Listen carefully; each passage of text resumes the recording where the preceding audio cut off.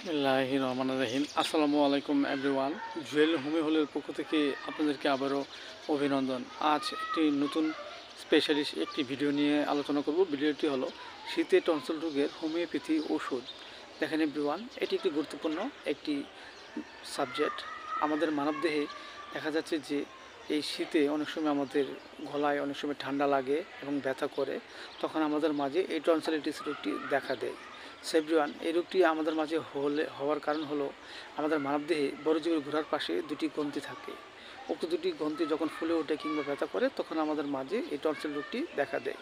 সেভরিওয়ান, এই রোগটি আমাদের মাঝে হলে আমরা যে হোমিওপ্যাথি চিকিৎসা গ্রহণ করতে পারি বা ওষুধ খেতে পারি। যেমন দেখা যাচ্ছে যে এই রোগ আক্রান্ত ব্যক্তির যদি কৃপণতা হয় এবং গরম কাতর হয় এবং ডান পাশে টনসিলটি ব্যথা করে এবং টনসিলের মাঝে সাদা ক্ষত থাকে, এসব লক্ষণে আমরা যে ওষুধটি খেতে পারি সেটা হলো লাইকোপোডিয়াম 30। আমরা 2 ফোঁটা করে সকাল বিকেল 2 বার সেবন করতে পারি। এবং দেখা যাচ্ছে যে আমাদের মাঝে যদি হঠাৎ যদি ঠান্ডা লাগে এবং ঠান্ডা লাগার পরে গলা ব্যথা করে এবং ডুব গিলতে কষ্ট হয় এবং অস্থিরতা ভাব থাকে, এসব লক্ষণে আমরা যে ওষুধটি খেতে পারি সেটা হলো একুনাইট 30। আমরা 2 ফোঁটা করে সকাল বিকেল 2 বার সেবন করতে পারি। এবং পাশাপাশি আমরা কিছু হোমিওপ্যাথি বায়োকেমিক বড়ি খেতে পারি, যেমন ক্যালকিয়াল 4-6 4টি করে চিবিয়ে আমরা হালকা গরম করে পানি সহ সকাল বিকাল 2 বার সেবন করতে পারি।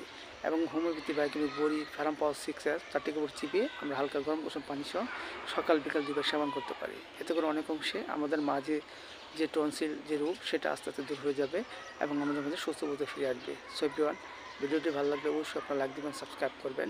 সবাই ভালো থাকেন, সুস্থ থাকেন। Thank you so much.